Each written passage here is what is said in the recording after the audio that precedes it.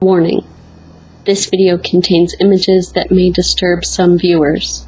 Viewer discretion is advised. Sickness, disease, and pestilence are nothing new to our world. As it takes special kinds of people on the front lines to manage and care for the ill today, so it was in the past. Come with me to discuss the history of plague doctors as we look under the veil.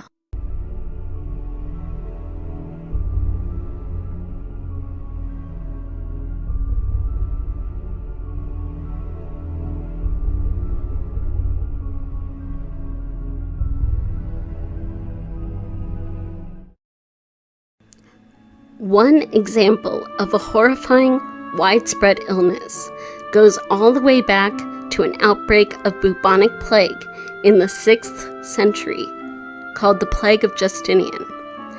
It ravaged the Byzantine Empire. The bubonic plague is an infection of the lymphatic system caused by the bacterium Yersinia pestis. This was the same illness that caused a pandemic that would eventually be known as the Black Death. It was carried along the Silk Road to Crimea, then Europe on merchant ships, transmitted by fleas on black rats. Symptoms of this horrific malady include high fever, chills, malaise, cramps, seizures, buboes, which are painful, smooth lumps caused by lymph gland swelling, found near the site of infection, commonly in the groin areas, armpits, or neck. Gangrene of the extremities, such as fingers, lips, the tip of the nose, and the toes. Many cities began to close their gates and patrol their walls to keep out anyone who could bring in the plague. People who wanted to enter had to be held for a quarantino, the Italian word for a 40-day period. As you can probably guess, this is where we get the word quarantine in English. It's pretty remarkable because this seems to show a pretty advanced understanding of incubation periods for such an early time. Before it was all over, the Black Death would kill an estimated 75 million to 200 million people in Eurasia and 60% of the European population. Physicians of that time did their best to care for the infected, but they were just as susceptible to the disease as their patients. One of the main theories of that day about how sickness happened was miasma theory. They believed that all illness was caused by what they called bad air, or literally foul smells. Often, people thought that illness was just being cast upon them from God as a punishment for the ills of society. Another popular theory was humorism. The way it was supposed to work was the body was ruled by the 4 humors: blood, yellow bile, black bile, and phlegm. Illness occurred if these humors were out of balance. For example, if an illness was caused by too much blood being in the body, a doctor would do a bloodletting to get the humors back into balance. In the early 1600s, the Black Death was mostly over, but there would be outbreaks from time to time in Europe over the rest of the century. Another theory about illness was starting to make the rounds, but only just barely.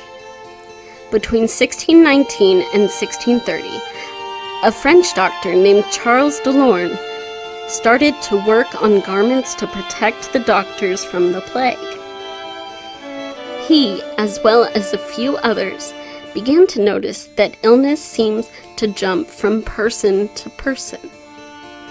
What these early medical scholars were starting to stumble upon was germ theory, though that was a long way off. This very early personal protective equipment that DeLorme had created was based upon the armor of a soldier with the wide-brimmed hat of the physician.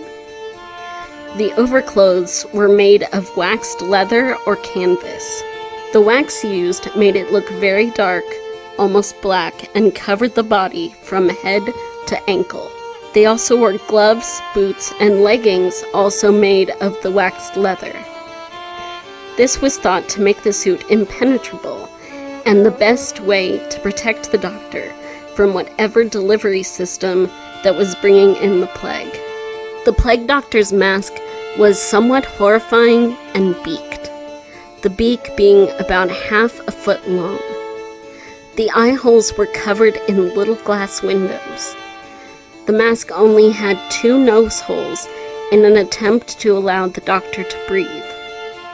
The beak was filled with things like herbs, camphor, spices, or even little sponges filled with vinegar to aid in protecting physicians if it was indeed the bad air of miasma theory that was bringing down this plague upon the people.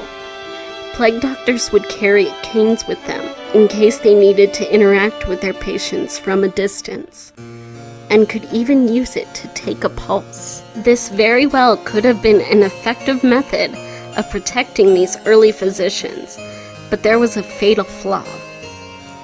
These costumes left the ankles bare, and unfortunately, ankles are prime real estate for hungry fleas.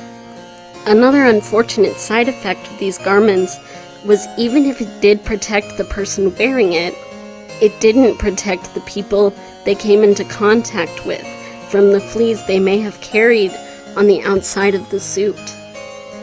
Plague doctors very well may have been doing more harm than good, going from house to house, carrying infected fleas with them as they went. Plague doctors looked inherently pretty scary, and often a town wouldn't even know the plague had been detected until the plague doctor had been called in. Because of this, to this day, they have often become symbols of oncoming death and sickness. As a whole, plague doctors, as we think of them today, were only active for a very short period of time. There's a special mask based on the plague doctor mask that is worn every year at the Venetian Carnival in remembrance of the toll that the plague took in that city. They have made a lasting impact on pop culture and definitely have become a subject of increased interest as of recently. Now in modern day, the principles that these brave and sometimes opportunistic men began experimenting with have come into sharp contrast. Protective equipment for medical staff on the front lines of our own epidemic gripping the modern world is more important than ever. Thank you so much for joining me on this trip under the veil. I hope I was able to provide you with a little bit of entertainment tonight. Please try to remain safe out there. I know this has been going on already for so long, and we have a long way to go. Please protect yourself and others, wash your hands, and don't touch your face if you can help it. And if you can, please stay home.